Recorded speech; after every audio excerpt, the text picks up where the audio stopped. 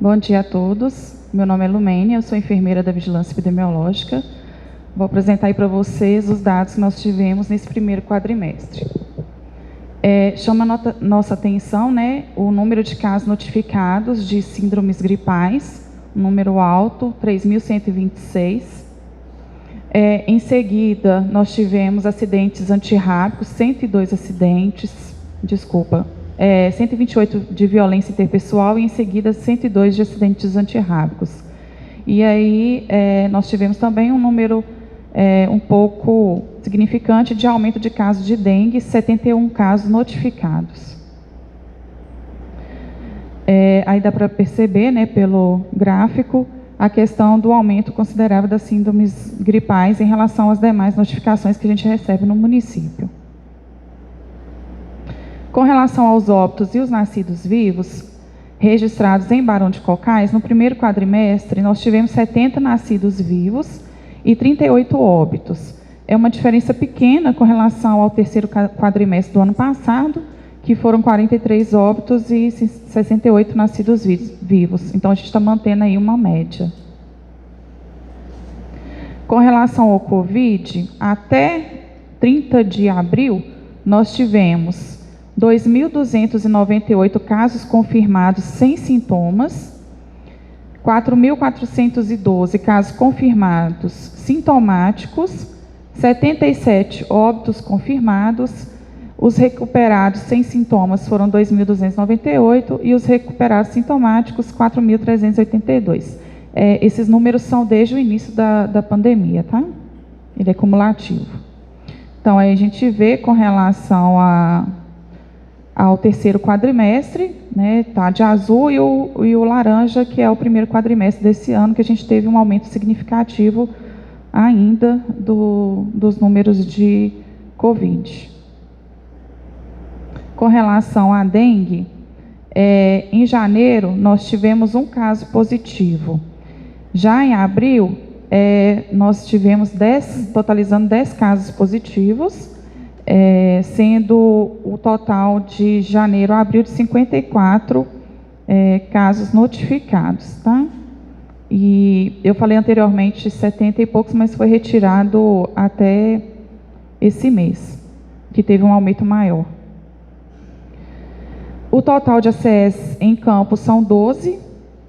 Com relação às armadilhas, foram 64 armadilhas avaliadas e 152 pontos estratégicos avaliados. Com relação ao número de visitas, nós tivemos aí um número maior em março, que foram 4.002 visitas. Com relação ao total de imóveis recuperados, nós tivemos um número de 15, em fevereiro, foi 16, né? E o total de imóveis fechados, em fevereiro e março, nós tivemos um número maior. Em março foram 978 imóveis fechados que a gente não conseguiu avaliar. E recusa, nós tivemos um aumento aí significativo em fevereiro, 40 recusas de visita dos ACS no domicílio. Com relação ao Vigiágua, nesse primeiro quadrimestre foram coletadas 21 amostras de água. Tivemos só uma amostra insatisfatória, que foi na Praça da Lagoa, e no mês de março não houve coleta por falta de insumo na FUNED. Então, com relação às amostras insatisfatórias, nós tivemos um número maior no terceiro quadrimestre e no primeiro quadrimestre uma melhora desses resultados, apesar de termos um número menor de coleta também. Com relação à campanha de influenza, a nossa população-alvo é 10.885 pessoas, isso também até 30 de abril. O total distribuído para o município, a ser distribuído, 7.635 doses, que foi distribuído. O total aplicado é 696, e de dose única nós tivemos aí 600 e poucas, e primeira dose 12. Isso aí foi no fechamento do primeiro dia, que a gente teve o dia D. mas o município está com um número muito baixo da campanha de influenza. A campanha termina agora dia 3, a gente não sabe se vai ter uma postergação dessa campanha, mas a gente precisa aí de ajuda de vocês para veicular com a população, né, que a gente vai ter um horário estendido amanhã para o público-alvo, que entra aí os idosos, as crianças, motoristas, né, caminhoneiros, para a gente ver se consegue ainda essa semana vacinar o maior número de pessoas possível. Só uma parte aqui em relação à campanha de influenza. Essa baixa adesão não é só em Barão, não. A nível de Minas Gerais também está baixo. Nós estamos tentando aí mobilizar para que a gente consiga alcançar um número maior de pessoas para que tomem a dose. Eu não sei se o pessoal ficou meio receoso em tomar a dose de vacina de influenza, estão correlacionando ao Covid, mas até os professores, que geralmente eles são mais assim, preocupados, né, com a influenza, este ano nós tivemos uma baixa adesão, até de professores, inclusive, que é uma classe que geralmente são os primeiros a nos questionar e a procurar. E a vacina ela está disponível para que a população tome. Lógico que a gente tem ainda os públicos-alvos, e a gente não está aberto ainda à população como um todo, como geral. Nós acreditamos que após o encerramento do dia 3, ou que talvez a gente até entenda que talvez possa ter até uma postergação, justamente pela baixa adesão, que seja até aberto ao restante da população. Mas a gente solicita, né, que os senhores nos ajudem a fazer essa divulgação. Amanhã nós teremos aí horário estendido nas unidades, justamente para fazer a captação de quem ainda não tomou a sua dose de influenza. Então, só ressaltando, a vacinação de influenza, ela está disponível em todos os PSFs, de segunda a sexta, pela manhã e tarde, e amanhã a gente vai fazer o horário estendido até as 20 horas. Com relação às demais ações realizadas, nós entregamos frascos de hipoclorito a 50% para distribuir tanto em São Gonçalo quanto Córrego da Onça e em Cocais. Acompanhamento de 1.275 quilos de resíduos sólidos do Serviço de Saúde recolhidos. Então, o Serviço de Vigilância Epidemiológica acompanha esses resíduos contaminantes que são recolhidos.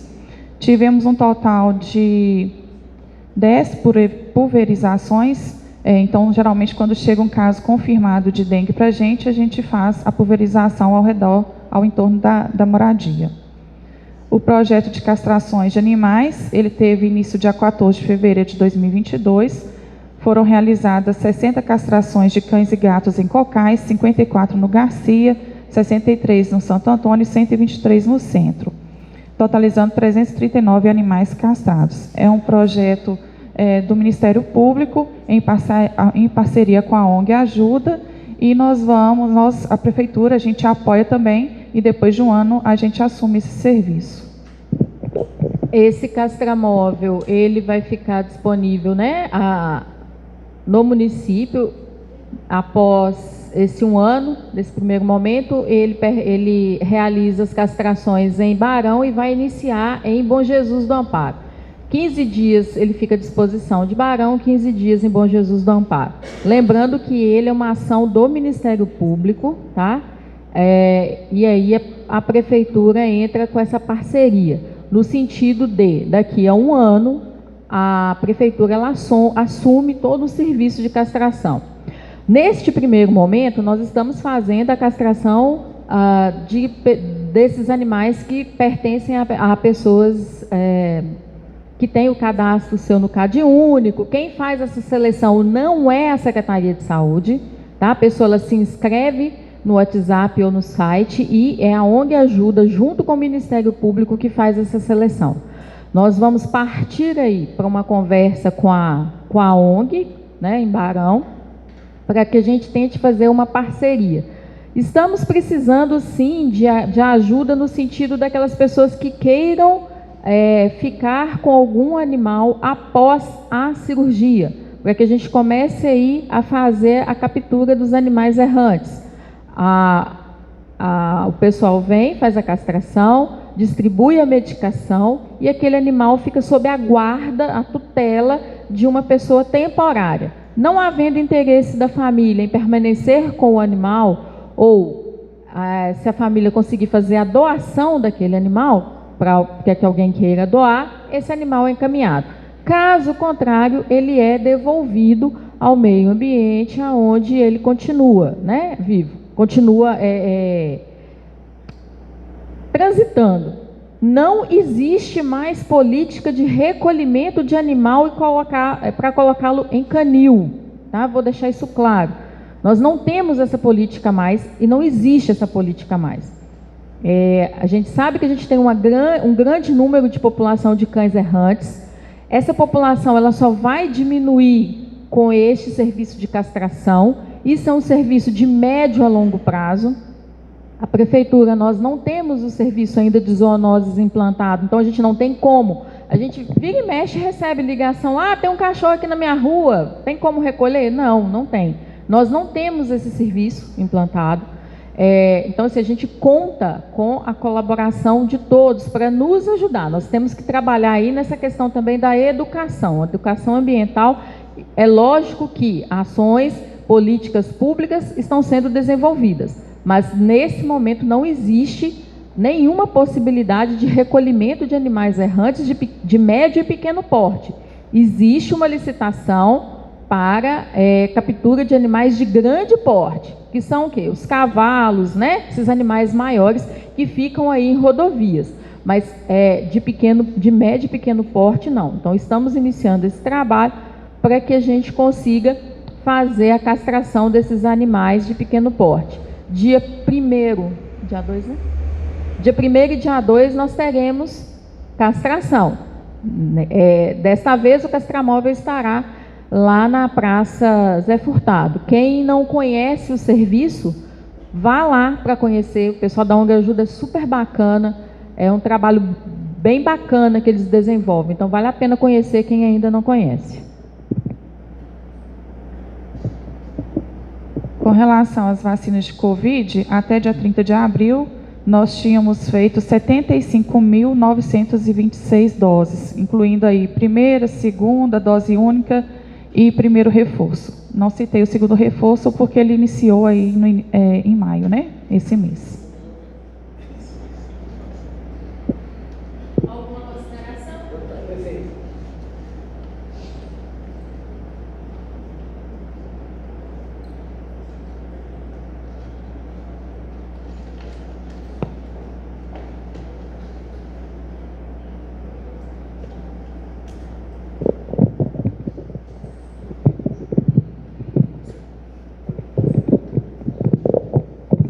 Bom dia, Lumênia, tudo bem?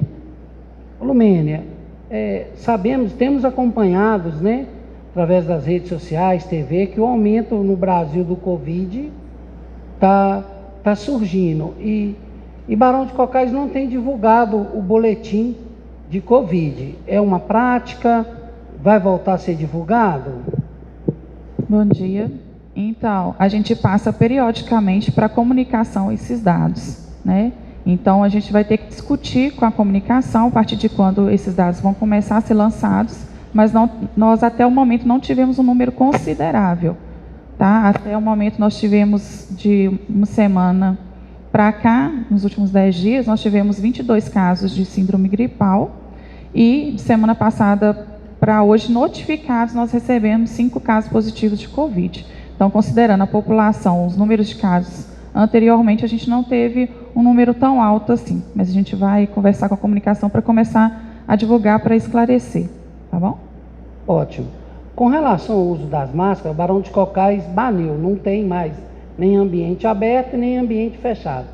Sabemos que muitas cidades vizinhas, próximas a nossas, principalmente na rede de ensino, tá o uso obrigatório.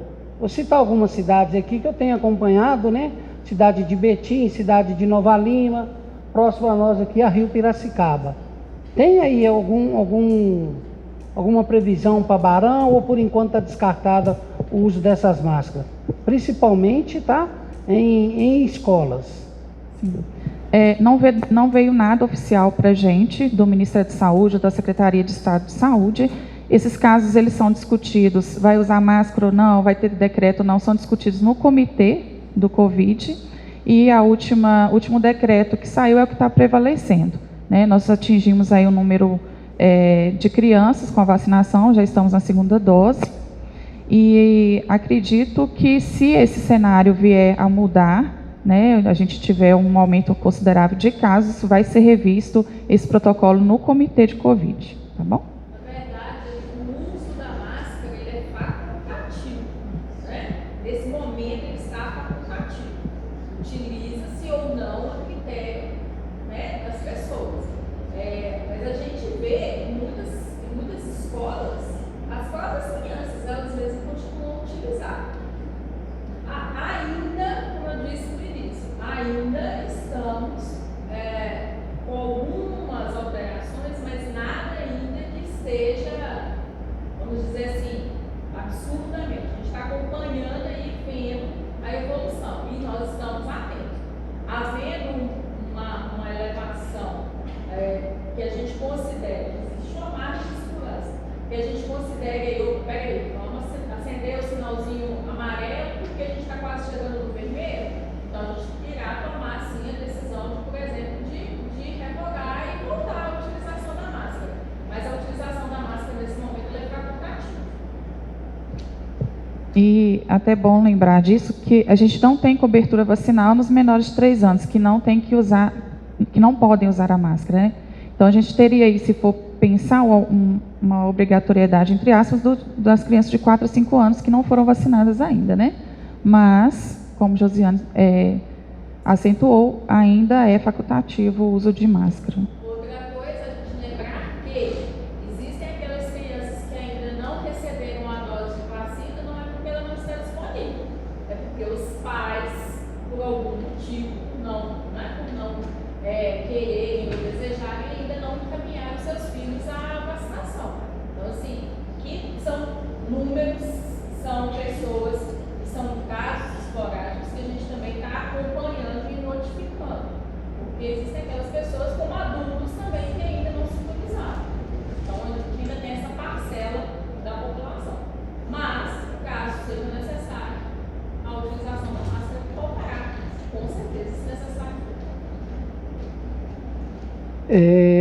A secretária citou que a administração tem um contrato, né, até vigente com uma empresa que recolhe animais de médio e grande porte no município. De grande porte, perdão. E sabemos, né, secretária, e tanto a Lumena, que é responsável pela pasta, que a cidade vem tendo um número alarmante de principalmente cachorros nas vias, correto? E recentemente, vou citar aqui que foi próximo à minha residência, eu fiquei até um pouco assustado, porque eu tenho 2 crianças, 2 pitbulls atacaram, né, um jovem próximo à escola, onde era um horário que o pessoal estava saindo de um turno, e me parece que não tem, né, não é mais agora o uso de canil. A secretaria ou a própria administração vai fazer alguma coisa, ou tem previsão de um centro de zoonoses? Então, conforme Josiane citou, qual que é a tendência hoje em dia, não só aqui no município, mas nos demais municípios também, por causa da política, né? Então, se nós começarmos a castrar todos os cães errantes do município, todos os cães e gatos de rua, vai chegar um certo momento que a gente não vai ter mais a proliferação, desculpa, gente, desses cães e gatos.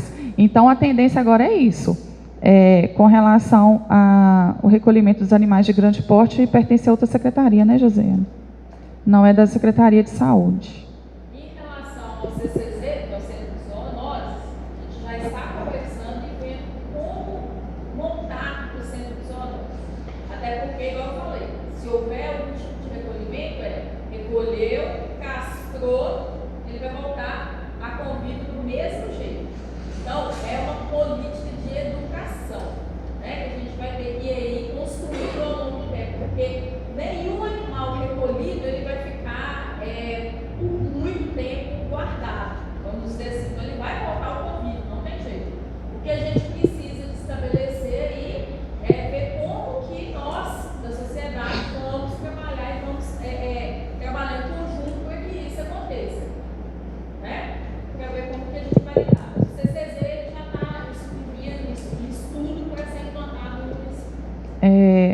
ONG Ajuda, juntamente com o Ministério Público, eles fazem não somente a castração dos animais, como também a vacinação, e eles fazem a educação, né, a parte da educação. Então, vão ser treinados tanto os agentes comunitários comunitários de saúde, quanto os agentes de combate a endemias. E aí depois eles vão propagar essas informações para toda a população.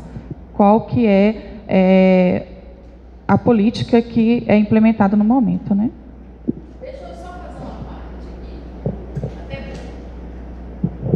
Deixa eu só fazer uma parte em relação à questão da vacina antirrábica. A vacina antirrábica, que é a vacina utilizada para quando a pessoa ela é ofendida, mordida, vamos dizer assim, né? Por um cão, um gato ou algum animal silvestre, ela teve o seu protocolo revisado. Barão de Cocais hoje é uma cidade que representa tanto para Santa Bárbara quanto para Catas Altas. Nós somos a sede onde a vacina fica. Essa vacina ela vem de Itabira.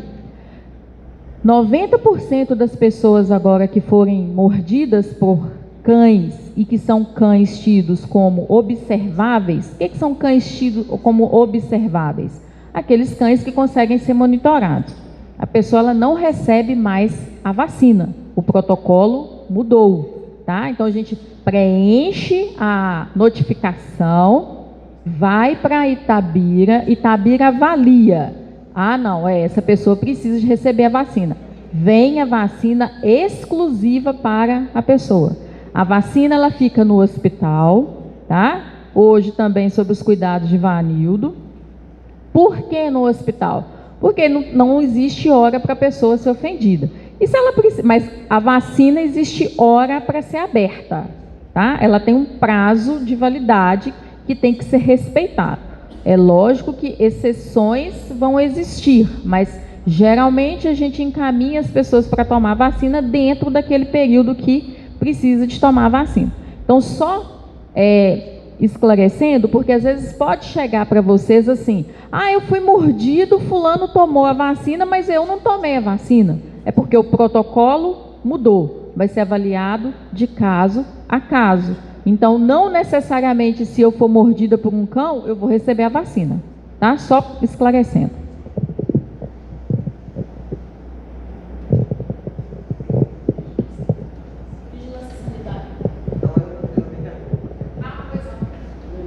Deixa eu fazer aqui, porque eu estou na fila aqui.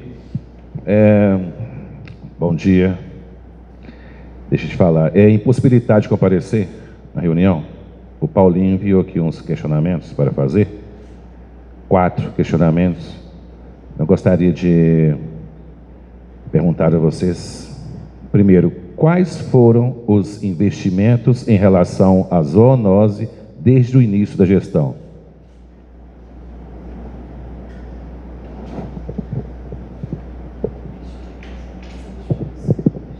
Em relação às zoonoses, especificamente, ela tem um leque, né? Não, não sei se ele quis saber se relacionado às zoonoses no sentido da política de cães e gatos, né? Mas em relação às zoonoses, porque as zoonoses ela engloba outras ações, né? Combate à dengue, zoonoses, né? Então, assim, a gente trabalha com a questão da sanitização do Covid, é uma ação de zoonose. Então, a gente trabalha nessa questão aí de combate à dengue, né? De ações efetivas. O LIRA, né? Que é uma ação que faz a medição, a leitura da coleta dos pontos larvários para saber qual é o ponto onde a gente tem uma maior incidência de dengue, as pulverizações, como Lumênia disse. Então, se a gente faz esse tipo de ação. Se for relacionada à política de cães e gatos, ainda a gente está construindo esse cenário. Nesse momento, a gente faz a castração. A gente não desenvolveu ainda nenhuma outra questão em relação ao centro de zoonoses, que estamos conversando para ver aonde será montado, quais são os profissionais que vão ser alocados nesse local e qual vai ser a política mesmo de implantação. Porque, igual eu falei, uma vez que não existe mais canil, né? Existe somente, vai haver uma casa de passagem, vamos colocar assim, né? Não sei se será esse nome, mas um lar temporário com a presença de um veterinário, né? Para que esses animais sejam avaliados e depois aí dispensados a convivência no meio ambiente como um todo. Ok. A segunda pergunta é: quais são as medidas adotadas quando a secretária de saúde é procurada para averiguar possíveis casos de leishmaniose? Pois o vereador Paulinho da ONG tem relatos de que apenas falam que não fazem o teste. Não é isso. O teste de leishmaniose ele é disponibilizado pela GRS, pela Secretaria de Estado, que até então estava também em falta, ok? Quando a gente tem uma suspeita de leishmaniose, o pessoal de leishmaniose humana, né? A gente faz a investigação, faz o encaminhamento para exames. Quando é de animal e a gente tem o teste disponível que é feito, que é encaminhado pela secretaria, a gente aplica o teste. Caso haja a necessidade de eutanásia do animal, a gente tenta, a gente conversa com os municípios que tenham esse serviço implantado de eutanásia e aí a gente tenta uma parceria aí para fazer. De 2019 para cá, nós tivemos, que eu me recorde, um caso que a gente precisou de fazer essa intervenção, que eu me recorde. E toda vez que me procuram, como procuram a secretaria e não a pessoa da secretária, a gente sempre fala e conversa e instrui desse jeito. É muito fácil, às vezes, eu pegar um cachorro que é de rua, eu tomei ele para mim, aí ele aparece doente. A partir de agora ele não é meu mais não. A partir de agora ele é da secretária de saúde.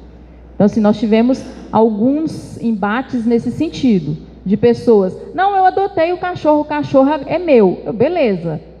E aí agora ele apareceu doente, mas eu não tenho condições de levar ele no veterinário. Eu quero que vocês levem. A partir do momento que você adota um animal, a responsabilidade passa a ser sua, não minha, não da secretária Josiane.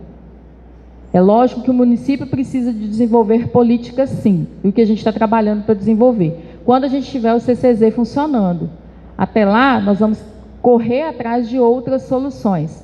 O ICISMEP está fazendo uma licitação, do qual nós somos órgão participante, justamente a respeito disso. Então, está em tramitação a licitação deles. Aí, assim que a gente tiver a conclusão da licitação deles, vai ficar mais fácil ainda da gente fazer, de disponibilizar algum outro tipo de serviço. Tá? Mas quando há a disponibilidade do teste de leishmaniose que é encaminhado para a GRS, a gente nunca negou em fazer, a gente sempre faz. Então, a terceira pergunta é: qual está sendo o trabalho desenvolvido pela veterinária contratada Fernanda Caroline Almeida Gonçalves, que consta na lista de contratados? A veterinária ela não está na pasta da saúde. Ela foi contratada, não é pela pasta da saúde, ela foi contratada pela pasta para o desenvolvimento econômico. Ela é responsável pela parte do SIM, pela parte de outros serviços. Quando a gente precisa de algum apoio, alguma coisa, ela nos ajuda, mas ela não é uma funcionária, uma veterinária contratada exclusivamente para a saúde. A quarta e última, você já, em tese, já respondeu, mas falta mais ou menos para o que ele quer saber aqui, seria mais ou menos uma data. Existe previsão do início dos centros de zoonose na cidade? Não, uma data fixa não. Porque a gente está fazendo os levantamentos de custo e onde esse CCZ ficaria alocado. Porque não pode ser qualquer local, né? A gente está olhando um espaço melhor para que ele fique alojado. Porque se a gente pensar que a gente vai precisar de ter como se fosse uma mini clínica, né, lá dentro para um veterinário atender, e os locais para esses animais ficarem em lar temporário, então não pode ser qualquer lugar. Então a gente está vendo qual seria o melhor local para que a gente instale o CCZ. Ok, obrigado.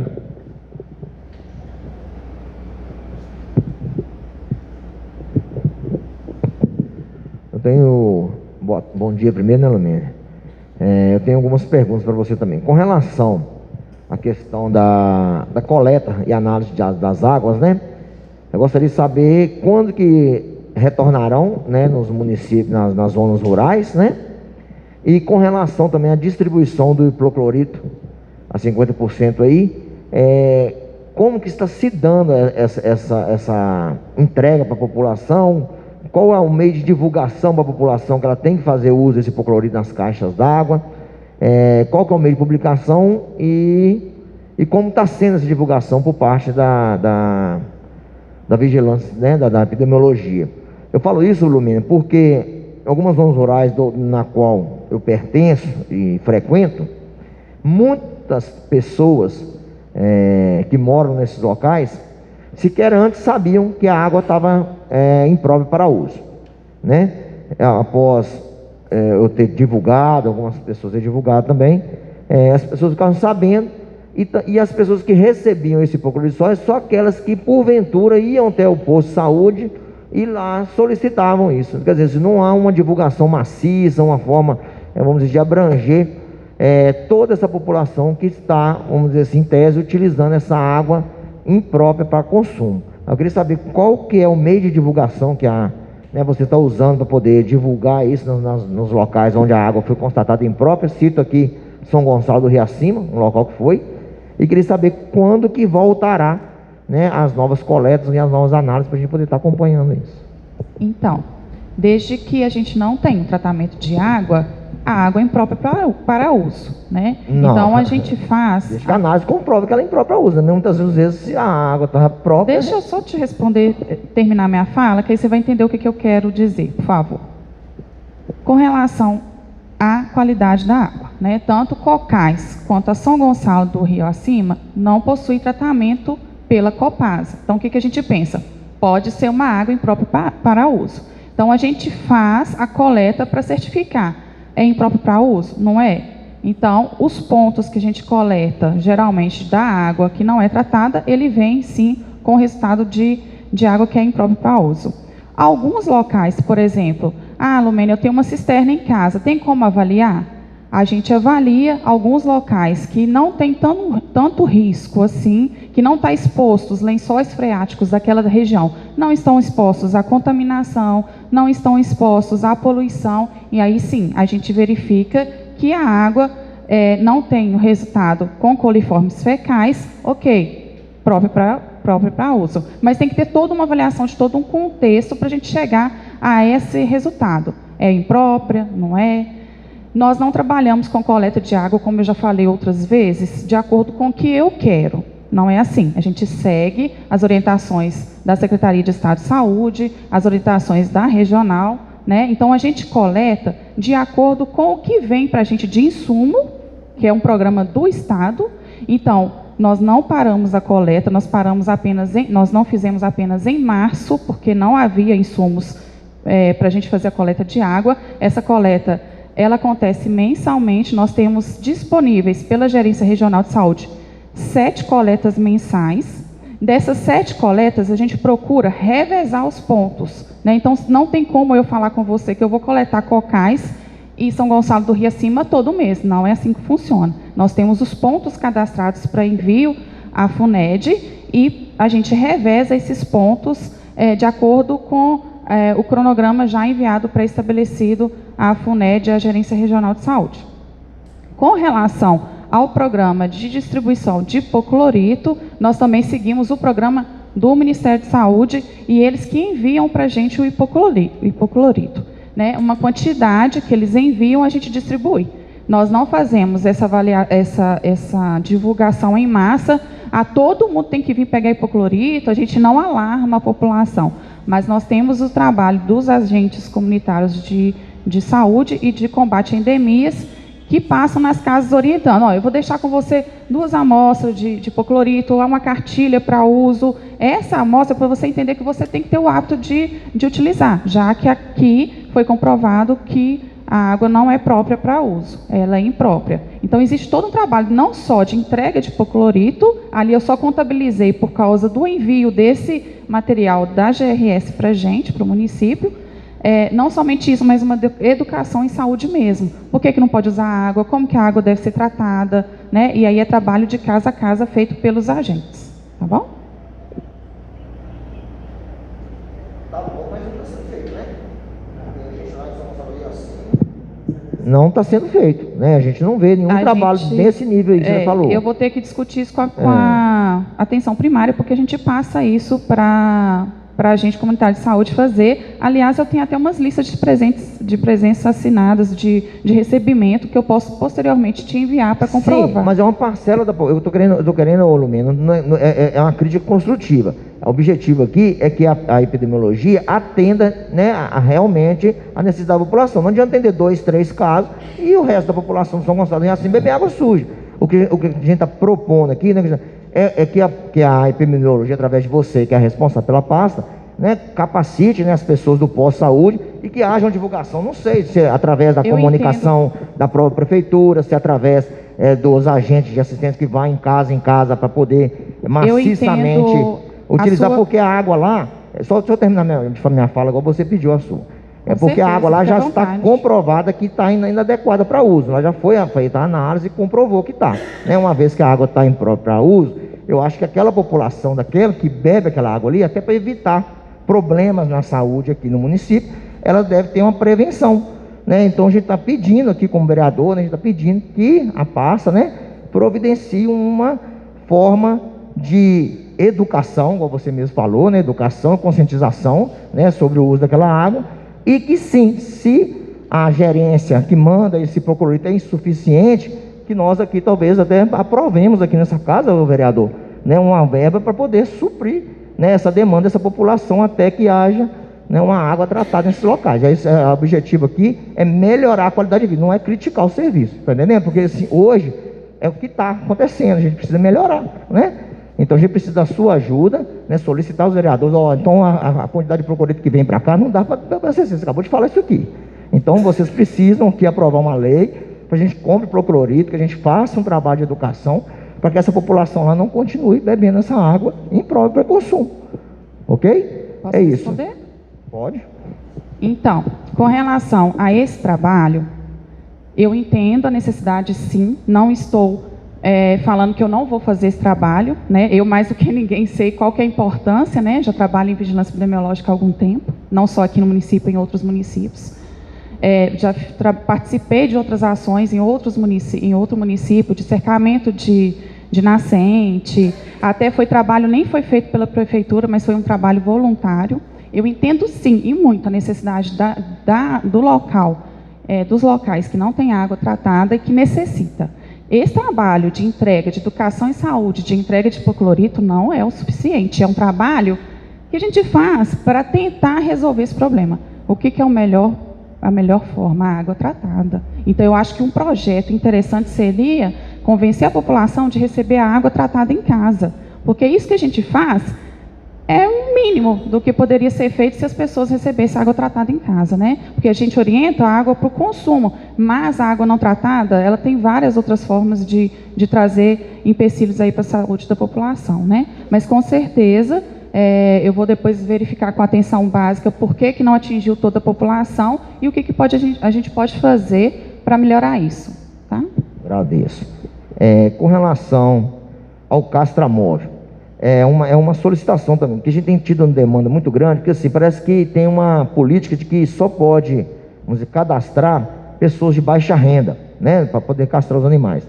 Aí eu queria ver assim, com a Secretaria de Saúde, porque é uma questão de saúde pública mesmo, né? Mesmo as pessoas que às vezes não enquadram nessa baixa renda, elas também têm animais, esses animais saem para a rua, né, esses animais também são passíveis de proliferação, né? de procriação, perdão.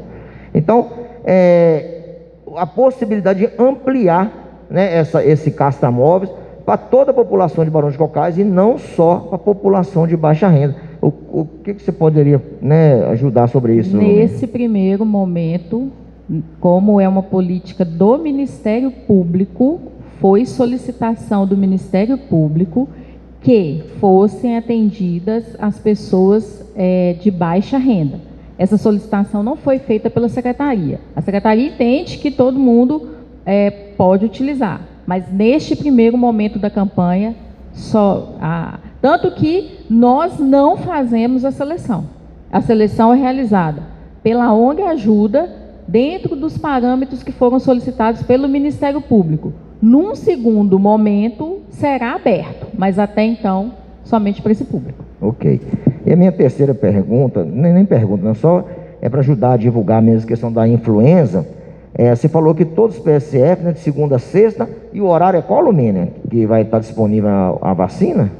De Influenza. 8 às 16 horas. De 8 às 16. E qual que é o público-alvo? Nós estamos com idosos, fazendo vacinação de idosos. Tá aí?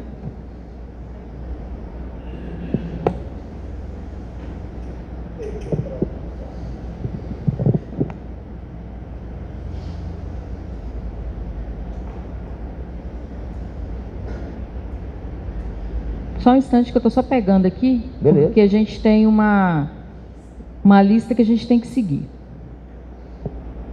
Igual como eu disse, não está ainda liberado a 100% da população. Então a gente tem os grupos prioritários a serem vacinados nessa etapa idosos com 60 anos e mais, trabalhadores da saúde, crianças de 6 meses a menores de 5 anos, gestantes, puérperas, povos indígenas, professores, pessoas com comorbidades, pessoas com deficiência permanente, caminhoneiros, trabalhadores de transporte coletivo, rodoviários passageiros, urbano e de longo curso, trabalhadores portuários, força de segurança e salvamento, forças armadas, funcionários do sistema de privação de liberdade e população privada de liberdade adolescentes e jovens em medidas socioeducativas. A do presídio já será realizada pelo PSF. Então, esse é o público-alvo neste momento, que a campanha vai até o dia 3 e amanhã nós estaremos aí fazendo um horário estendido para que essa população possa receber a sua dose. De 17 às 20. Ok, muito obrigado.